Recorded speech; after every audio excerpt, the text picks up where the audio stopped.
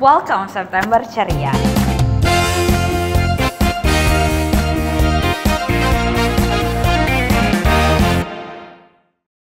Shalom Miracle Church, tidak terasa kita sudah 2 kali melaksanakan ibadah offline dan kita sudah sampai di bulan September di tahun ini. Kami mengundang saudara-saudari yang rindu untuk beribadah bersama-sama dengan kami di Gereja GBI Miracle Service Bali dapat mendaftarkan diri kepada gembala kul masing-masing atau dapat mendaftarkan diri via WhatsApp hotline GBI Miracle Service Bali. Bagi saudara-saudara yang tidak dapat bergabung bersama-sama dengan kami di ibadah offline, tidak usah khawatir karena kita tetap ada ibadah online di YouTube channel kita GBI Miracle Service Bali TV setiap hari Minggu pukul 7 pagi. Bagi Bapak Ibu yang rindu untuk berdoa bersama-sama dengan kami mengundang untuk mengikuti doa puasa yang dilaksanakan di Zoom meeting setiap hari Sabtu pukul 10 sampai dengan pukul 12. Untuk ibadah offline kita harus selalu mengikuti protokol kesehatan yang ada. Berikut protokol kesehatan yang harus kita ikuti selama beribadah di GBI Miracle Service Bali. Bagi jemaat Tuhan yang rindu untuk memberkati pekerjaan di gereja Tuhan dapat mengirimkan berkatnya melalui nomor rekening yang tertera di bawah sini.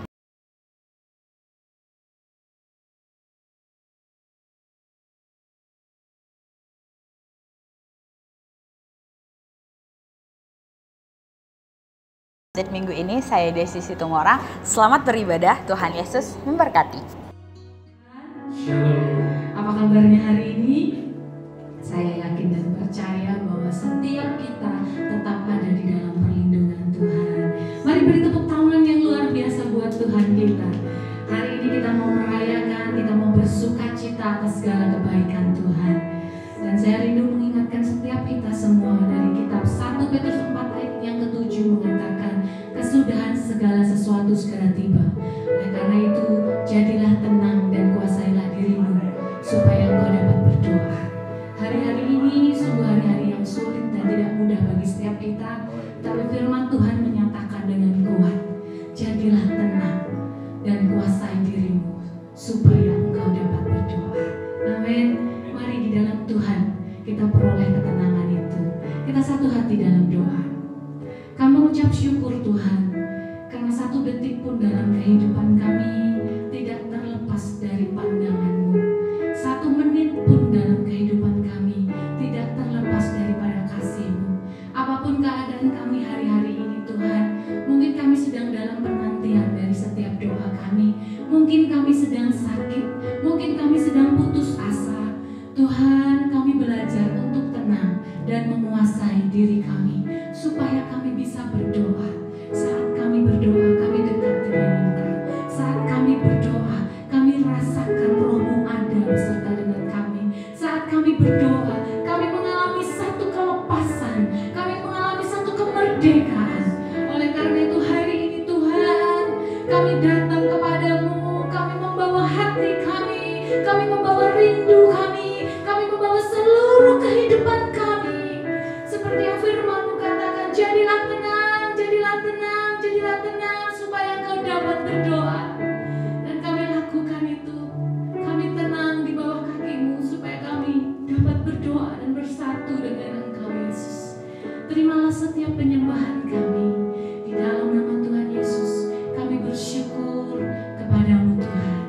Mari semua yang percaya akan kekuatan dan kuasa Tuhan sama-sama kita katakan amin. Haleluya. Mari lebih dalam lagi kita sembah Dia. Oh.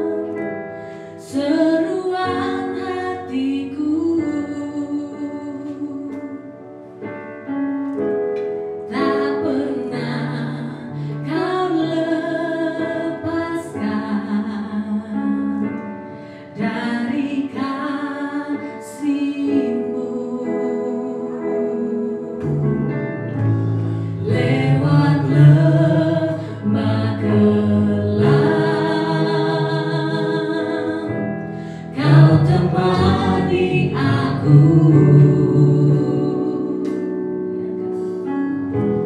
Rohmu bekerja selalu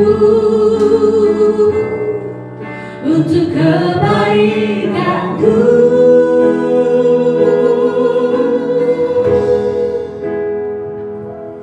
Mengalir kuasa dari tempat maha tinggi, Bapa kekal mulia, Kau hadir di sini, memulihkan hati, menyembuhkan yang terluka.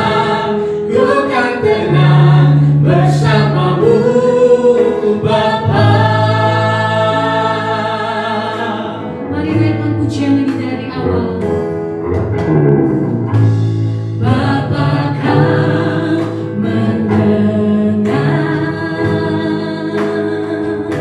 seruan hatiku.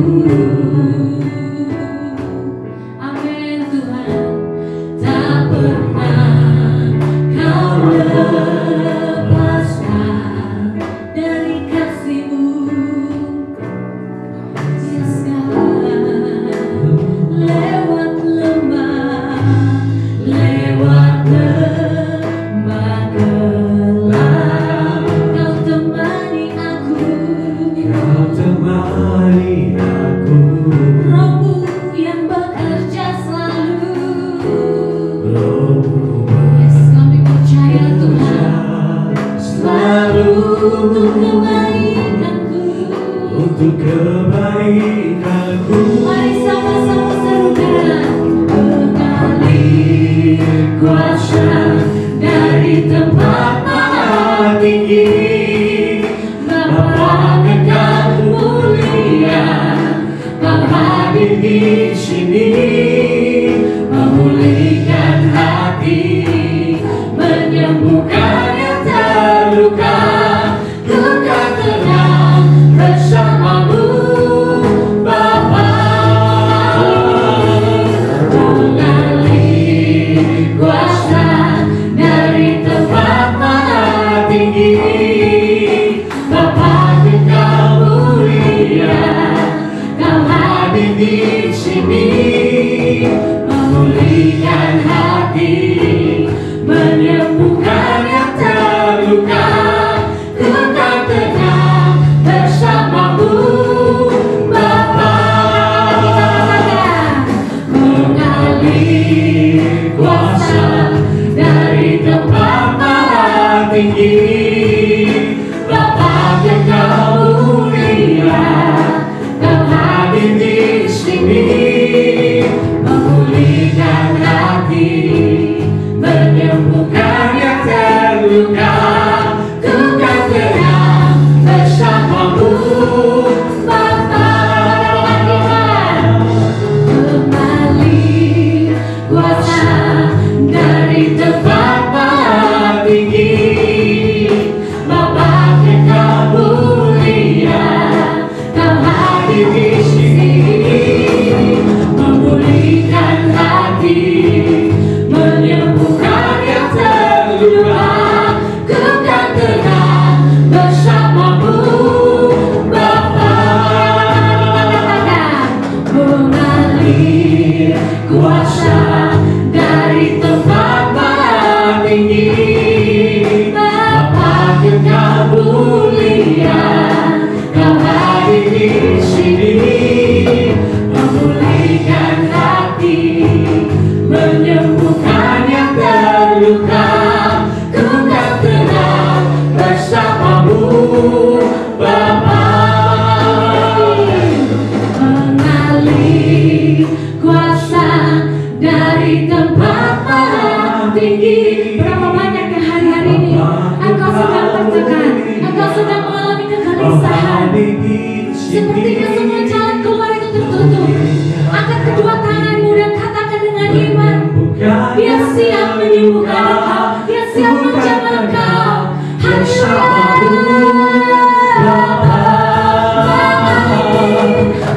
Mengalir kuasa dari tempat maha tinggi.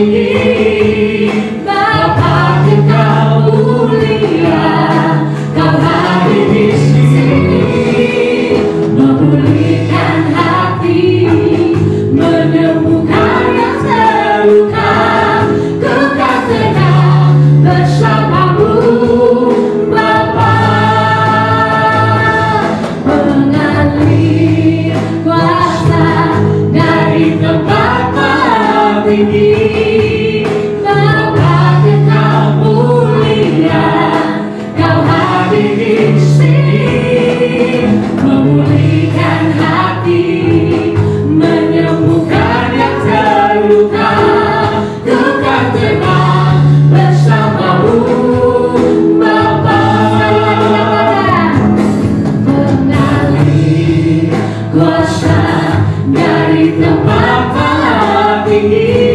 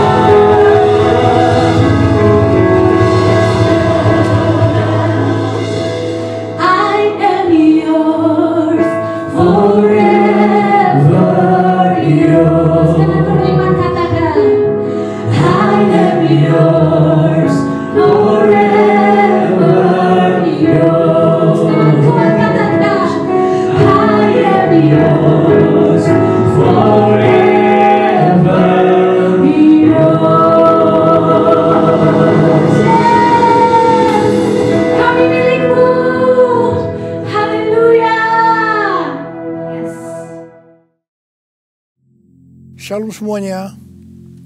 Waktu berjalan begitu cepat. Dengan tidak terasa, tanggal 4 September tahun 2020, keluarga besar GBI Jalan Jenderal Gatot Subroto berumur 32 tahun. Dimulai dengan satu gereja di Gedung Karsa Pemuda Senayan, Jakarta, yang berjumlah sekitar 400 orang.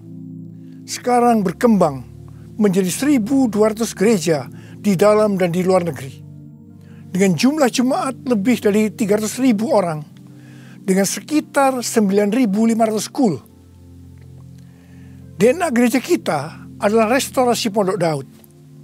Saya ingat ada dua hamba Tuhan yang menubuatkan saya menjadi alat Tuhan untuk merestorasi Pondok Daud, yaitu Pendeta Scheng dari Belanda dan Om Damaris yang merupakan penginjil sepenuh waktu pertama di Indonesia. Mereka saat ini sudah bersama dengan Bapa di sorga. Kisah Para Rasul 15 ayat 15-18 berkata bahwa Tuhan Yesus akan datang kembali dan merestorasi Pondok Daud yang telah roboh. Ini tidak berarti bahwa restorasi Pondok Daud baru terjadi pada waktu Tuhan Yesus datang kembali. Tetapi restorasi Pondok Daud ini sedang terjadi pada hari-hari ini. Dan akan selesai secara sempurna pada saat Tuhan Yesus datang kembali.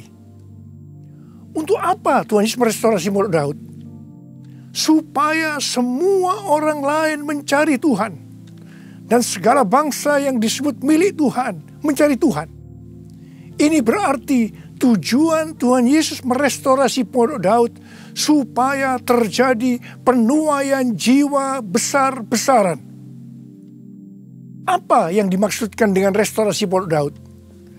Dalam 25 tahun yang pertama, sejak tahun 1988, pengertiannya adalah doa, pujian, penyembahan bersama-sama dalam unity siang dan malam. Dalam 25 tahun yang kedua, pengertiannya adalah prajurit-prajurit Tuhan yang gagah perkasa, yang mempunyai gaya hidup berdoa, memuji dan menyembah Tuhan dalam unity siang dan malam, dan melakukan kehendak Tuhan pada zaman ini. Jadi hari-hari ini di tengah pandemi COVID-19 yang sedang direstorasi adalah kita-kita, yaitu saudara dan saya. supaya menjadi prajurit-prajurit Tuhan yang gagah perkasa, yang artinya menjadi pemenang. Untuk menjadi pemenang, maka yang pertama, gaya hidup kita adalah berdoa, memuji dan menyembah Tuhan dalam unity siang dan malam. Artinya kita harus hidup intim dengan Tuhan. Kita sekarang sedang direstorasi untuk menjadi lebih intim dengan Tuhan. Untuk menjadi pemenang, maka yang kedua, kita harus melakukan kehendak Tuhan pada zaman now. Dan kita sekarang sedang direstorasi untuk bisa melakukan kehendak Tuhan pada zaman now. Sesuai dengan pesan Tuhan Yesus kepada 7 sidang jemaat dalam kitab Wahyu pasal 2 dan pasal 3. Yang berarti ini juga pesan buat kita semua. Bahwa hanya pemenang yang masuk sorga. Pada waktu Tuhan Yesus merestorasi saya di tengah-tengah pandemi COVID-19 ini.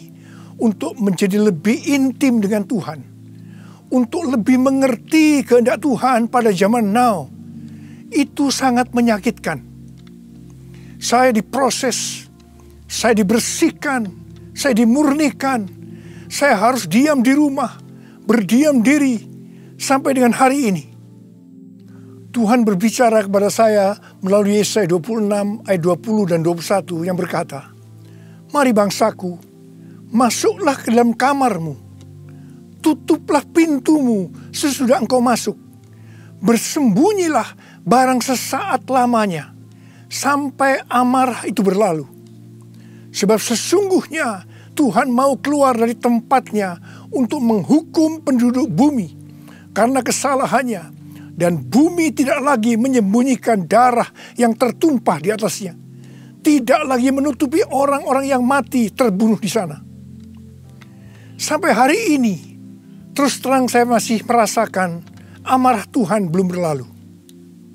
Saya tidak tahu sampai berapa lama kita disuruh bersembunyi barang sesaat lamanya.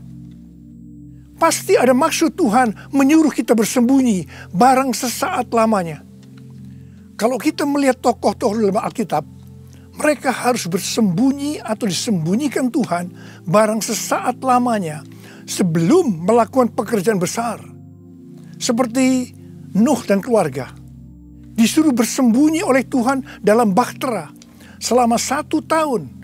Sampai akhirnya Nuh bangkit menjadi bapa atas semua bangsa. Yakub disuruh bersembunyi oleh Tuhan di rumah Laban pamannya ketika harus lari dari Esau.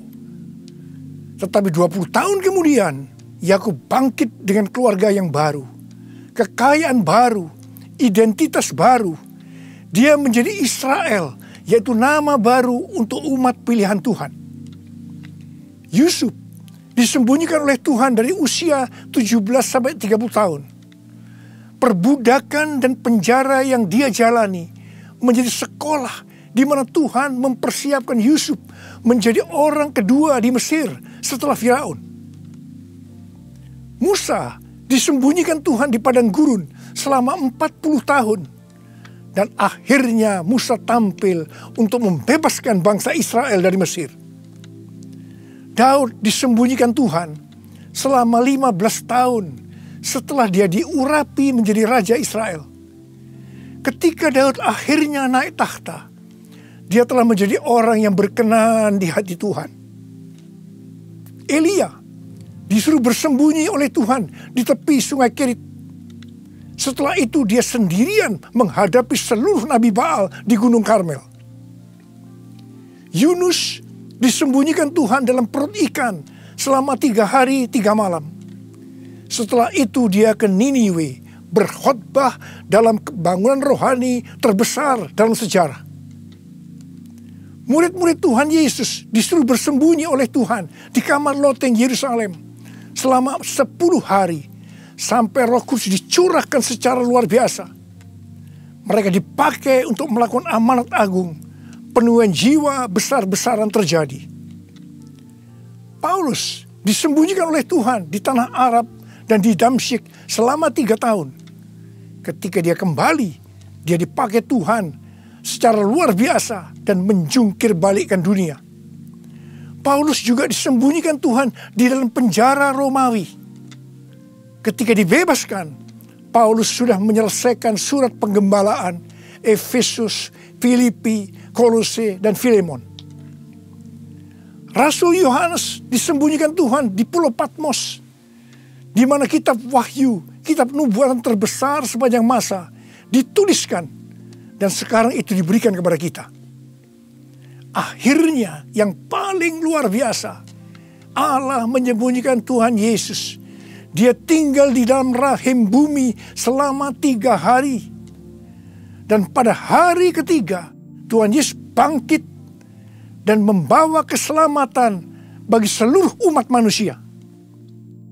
Saya percaya setelah kita, yaitu saudara dan saya, taat waktu disuruh bersembunyi barang sesaat lamanya, meskipun kita akan mengalami hal-hal yang tidak enak, kebosanan, perasaan takut, khawatir, putus asa, tetapi pasti setelah itu ada berkat, kuasa, pengurapan double portion yang Tuhan Yesus sediakan. Haleluya! Ke depan ini, Tuhan akan memakai setiap kita sesuai dengan rencananya. Untuk itu, Tuhan menyembunyikan kita barang sesaat lamanya.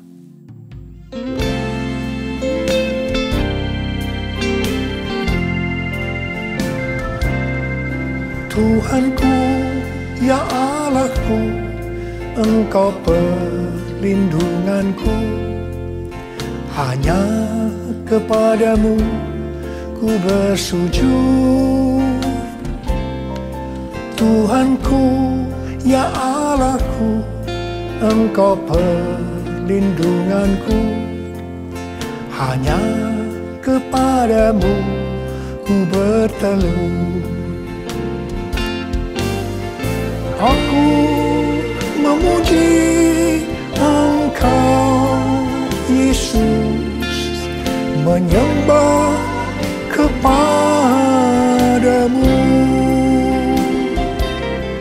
Tuhanku, ya Allahku, Engkau batu karangku.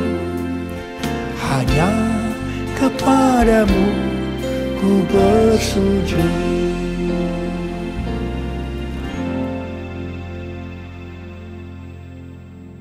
Tadi dikatakan, untuk menjadi pemenang, maka ada 2 hal yang harus dilakukan. Yang pertama, gaya hidup kita harus berdoa, memuji, dan menyembah Tuhan dalam unity siang dan malam. Artinya, hidup intim dengan Tuhan. Yang kedua, melakukan kehendak Tuhan pada zaman now. Para ahli teologi sedang mengamati bahwa ada 3 gerakan besar yang sedang terjadi dalam menyelesaikan amanat agung Tuhan Yesus. Gerakan pertama melalui gereja rumah. Kul termasuk di sini. Yang kedua, melalui kesembuhan massal. Gerakan ketiga, penginjilan melalui doa. Penginjilan melalui doa ini adalah restorasi Pondok Daud. Ketiga hal ini sedang kita lakukan hari-hari ini. Pada tanggal 17 Agustus 2020, yaitu pada perayaan ulang tahun Indonesia yang ke-75, kita disuruh oleh Tuhan untuk mengadakan Zoom meeting dengan tema Trumpet Call for All Nations, yang diikuti oleh banyak bangsa-bangsa. Pada waktu itu Tuhan menyampaikan pesan bahwa trompet Tuhan sedang berbunyi untuk memanggil umatnya, bangsa-bangsa, untuk berdoa. Melalui Yeremia 33 ayat 3, Tuhan berkata, "Berserulah kepadaku, maka aku akan menjawab engkau dan akan memberitahukan kepadamu hal-hal yang besar dan hal yang tidak terpahami, yakni hal-hal yang tidak kau ketahui." Ada 3 topik doa yang Tuhan mau kita lakukan hari-hari ini. Yang pertama, berdoa untuk negara kita, Indonesia. Yang kedua, berdoa untuk pertobatan. Dan yang ketiga, berdoa untuk penuaian jiwa besar-besaran. Kita harus berdoa untuk negara kita, Indonesia. Sesuai dengan Yeremia 29 ayat 7, kita harus berdoa untuk kesejahteraan negara kita. Karena kalau negara Indonesia sejahtera, maka kita juga akan mengalami sejahtera. Sesuai dengan Yesaya 48 ayat 18, bahwa kesejahteraan akan terjadi kalau kita memperhatikan perintah-perintah Tuhan. Karena itu, marilah kita berdoa bahwa negara Indonesia akan memperhatikan perintah-perintah Tuhan. Sesuai dengan yang terdapat dalam 2 Tawarikh 7 ayat 13 dan 14 yang berkata, kalau kita melihat Tuhan menutup langit sehingga tidak ada hujan. Kalau kita melihat Tuhan menyuruh belalang memakan habis hasil bumi. Ini berbicara tentang resesi ekonomi. Kalau kita melihat Tuhan melepaskan penyakit sampar di antara umatnya. Ini berbicara tentang COVID-19. Maka Tuhan meminta kepada kita untuk merendahkan diri. Berdoa, mencari wajah Tuhan. Dan berbalik dari jalan-jalan yang jahat. Kalau kita melakukan ini, maka Tuhan akan mendengar dari surga. Tuhan akan mengampuni dosa-dosa kita. Dan Tuhan akan memulihkan negeri kita, Indonesia, dari pandemi COVID-19 dan resesi ekonomi. Kita juga harus berdoa untuk penuaian jiwa besar-besaran.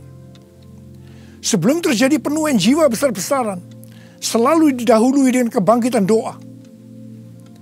Sebelum Roh Kudus dicurahkan di kamar loteng Yerusalem 2000 tahun yang lalu, yang disebutkan sebagai Pentakosta pertama, maka murid-murid Tuhan Yesus semua bertekun dengan sehati dalam doa bersama-sama, yang artinya mereka berdoa, memuji dan menyembah Tuhan dalam unity siang dan malam. Ini adalah prinsip restorasi Pondok Daud. Hal ini juga terus dilakukan setelah Roh Kudus dicurahkan. Penuaian jiwa besar-besaran terjadi. Amin. Demikian pula pada waktu Roh Kudus dicurahkan di Azusa Street yang disebutkan sebagai Pentakosta kedua. William Seymour yang memimpin doa. Semua bertekun dengan sehati dalam doa bersama-sama. Dan penuaian jiwa besar-besaran juga terjadi. Tahun 2013, Tuhan berbicara kepada saya bahwa pencurahan Roh Kudus yang terjadi di zaman now disebutkan sebagai Pentakosta yang ketiga. Sejak saat itu, saya terus berdoa untuk kebangkitan doa di Indonesia. Karena pencurahan yang dahsyat dari Roh Kudus di era Pentakosta ketiga akan terjadi setelah terjadinya kebangkitan doa. Tahun 2020, ketika terjadi pandemi COVID-19, yang luar biasa, terjadi juga kebangkitan doa antar denominasi di Indonesia. Menurut bilangan Research Center, 83,8% gereja-gereja di Indonesia ikut dalam kegerakan doa ini. Haleluya! Selain itu, pada tanggal 8 Juli sampai dengan 17 Agustus 2020, ada acara doa pujian penyembahan 24 jam sehari, 7 hari seminggu, selama 40 hari. Dan dilakukan pergantian tugas setiap 2 jam. Acara ini diikuti oleh gereja-gereja antar denominasi di seluruh Indonesia. Dan ini belum pernah terjadi sebelumnya. Bagi saya, semua ini merupakan tanda bahwa pencurahan Roh Kudus yang dahsyat dari Pentakosta ketiga akan terjadi. Kalau kita melihat Pentakosta pertama, demikian juga dengan Pentakosta kedua, itu selalu dimulai dengan doa, pujian, dan penyembahan siang dan malam, yang berarti ini adalah penggenapan restorasi Pondok Daud. Hal ini juga terjadi pada Pentakosta ketiga. Kita mungkin tidak sadar bahwa selama 32 tahun Tuhan memberikan DNA restorasi Pondok Daud kepada kita. Yang ternyata restorasi Pondok Daud itu untuk mempersiapkan Pentakosta yang ketiga. Kita harus berdoa agar kebangkitan doa, pujian, dan penyembahan terus berlanjut.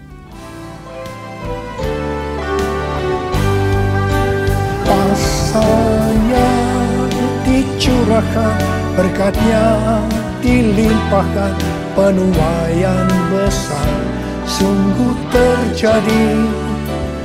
Segala bangsa akan datang menyembah Yesus Tuhan, kemuliaan Tuhan telah turun. Kuasanya dicurahkan, berkatnya dilimpahkan, penuaian besar sungguh terjadi. Segala bangsa akan datang menyembah Yesus Tuhan, kemuliaan Tuhan telah turun.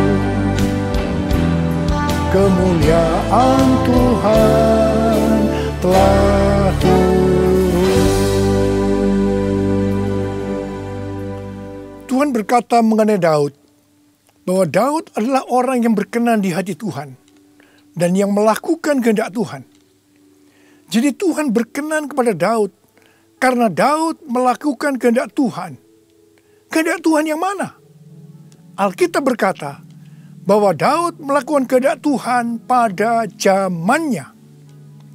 Kalau kita merindukan hidup kita berkenan di hati Tuhan, maka kita harus melakukan kehendak Tuhan pada zaman now. Apa kehendak Tuhan pada zaman now? Yang pertama, pada waktu Tuhan Yesus ditanya oleh murid-muridnya tentang tanda kedatangannya dan tanda kesudahan dunia, salah satunya Tuhan Yesus menjawab dari Matius 24 ayat 14 yang berkata, dan Injil kerajaan ini akan diberitakan di seluruh dunia, menjadi kesaksian bagi semua bangsa. Sesudah itu barulah tiba kesudahannya. Tuhan Yesus akan datang kembali setelah Injil kerajaan diberitakan ke seluruh dunia, menjadi kesaksian bagi semua bangsa. Tuhan Yesus pasti datang kembali. Yang percaya katakan amin. Karena itu Tuhan Yesus memberikan amanat agung kepada murid-muridnya dengan berkata di dalam Matius 28 ayat 19 dan 20. Karena itu pergilah, jadikan semua bangsa muridku, dan baptislah mereka dalam nama Bapa dan Anak dan Roh Kudus, dan ajarlah mereka melakukan segala sesuatu yang telah kuperintahkan kepadamu. Dan ketahuilah, aku menyertai kamu senantiasa sampai kepada akhir zaman. Tuhan Yesus memberikan tugas kepada kita untuk menyelesaikan amanat agung dengan kuasa dari Roh Kudus. Ini kehendak Tuhan pada zaman now. Yang kedua, kehendak Tuhan pada zaman now adalah sebagai berikut.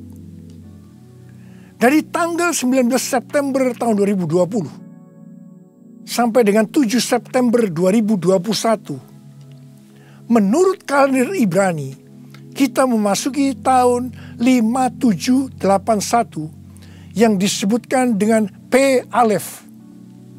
P Alef artinya 81.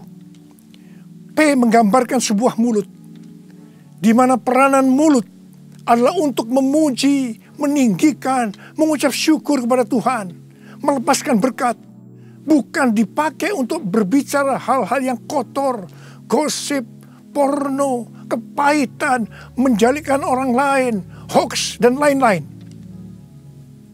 Alef adalah angka 1. Suatu permulaan yang baru. Yohanes 1 ayat 1 berkata, pada mulanya adalah firman. Firman itu bersama-sama dengan Allah. Dan firman itu adalah Allah. Jadi memasuki tahun P Alef, mari kita berjanji kepada Tuhan untuk menggunakan mulut ini hanya untuk berbicara tentang firman Tuhan.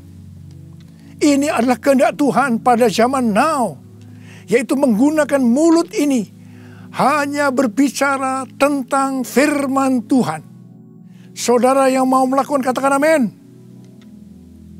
Mari kita yang mau melakukan ini, kita ikrarkan janji kita ini dengan menyanyikan lagu ini.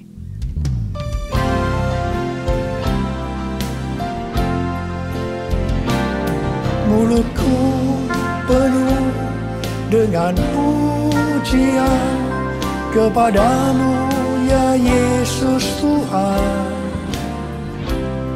Sepanjang hari ku beri penghormatan kepadamu ya Allahku. Mulutku penuh dengan pujian kepadamu ya Yesus Tuhan. Sepanjang hari ku beri penghormatan kepadamu ya Allahku. Kepadamu ya Allahku. Uriala basyarala bala bala bala bala. Uriala la bara bara bara bara bara bara bara bara. Uriala la bara bara bara bara bara bara bara bara. Oh Yesus, saya mau berdoa buat saudara. Ada berapa banyak di antara saudara yang saat ini sedang disuruh oleh Tuhan bersembunyi barang sesaat lamanya. Mungkin saudara mengalami ketakutan, kebosanan, mungkin kecewa, mungkin ada yang putus asa. Tapi ketahuilah, Tuhan menyuruh kita, menyuruh saudara bersembunyi barang sesaat lamanya untuk merestorasi saudara, untuk menjadi prajurit-prajurit Tuhan yang gagah perkasa, untuk menjadi pemenang, dan hanya pemenang yang masuk surga. Tuhan, berikanlah damai sejahtera-Mu buat anak-anak-Mu Tuhan. Kasihani mereka ya Tuhan, kasihani. Sudah lama Tuhan mereka sedang menunggu-nunggu ini. Terima damai sejahtera Tuhan, terima kesembuhan, terima mujizat Tuhan. Oh ralaba shikara bala bala bala. Tuhan terima kasih. Ya Tuhan terima kasih. Tuhan terima kasih. Tuhan terima kasih. Terima kasih Tuhan. Terima kasih. Dalam nama Yesus. Amin. Mari kita akan masuk ke dalam perjamuan kudus. Kita akan mengingat ayat ini.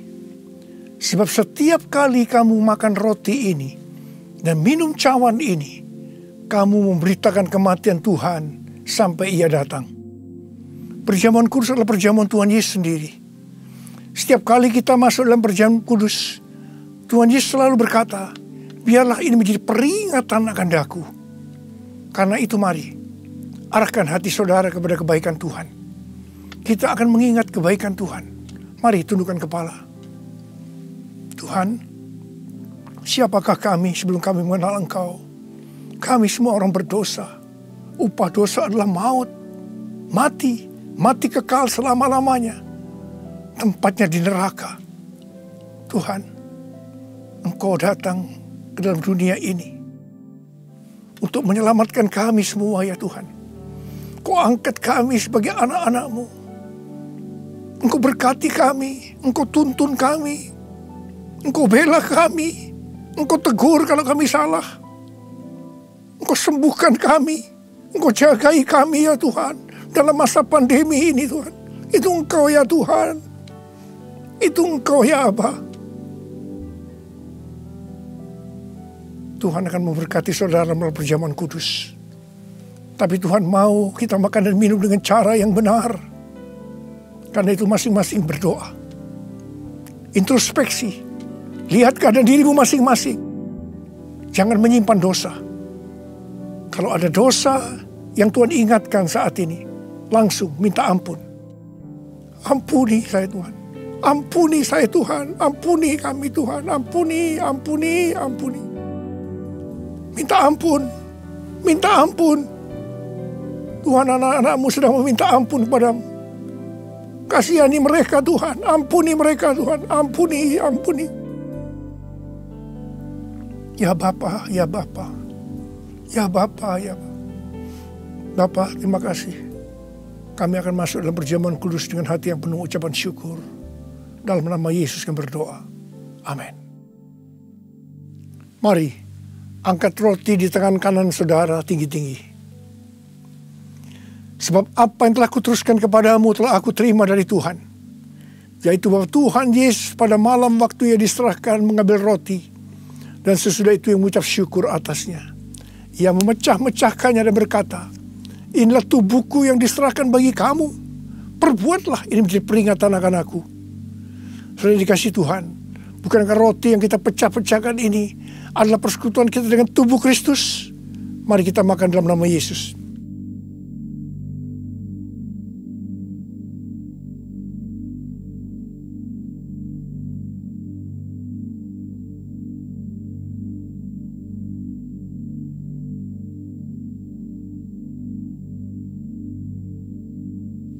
Mari, angkat cawan di tangan kanan saudara tinggi-tinggi. Demikian juga ia mengambil cawan sesudah makan lalu berkata, cawan ini adalah perjanjian baru yang dimeteraikan oleh darahku. Perbuatlah ini setiap kali kamu meminumnya, jadi peringatan akan aku.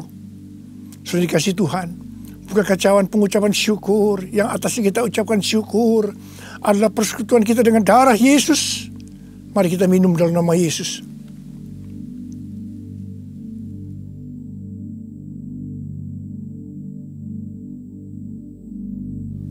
Mari, angkat tangan saudara. Ucapkan syukur dengan suara. Jangan diam. Tuhan terima kasih. Tuhan terima kasih. Kami bersyukur ya Tuhan. Buat kebaikan-Mu ya Tuhan.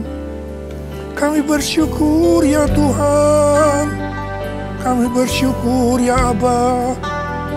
Kami bersyukur. Terima kasih ya Tuhan, terima kasih. Terima kasih Yesusku. Terima kasih Yesusku. Puji syukur hanya bagi Tuhanku. Terima kasih Yesusku. Terima kasih Yesusku. Puji syukur hanya bagi Tuhanku.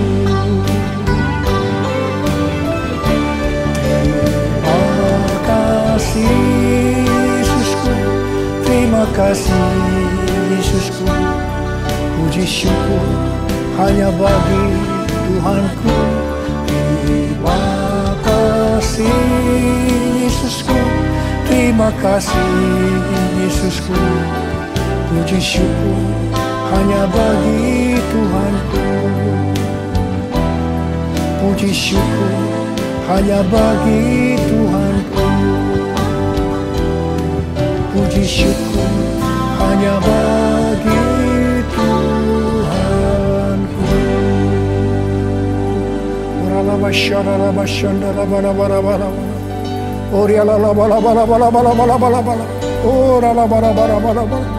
Oh Yesus, Yesus, Yesus, Yesus, Yesus, Tuhan Yesus, Tuhan Yesus, Tuhan Yesus.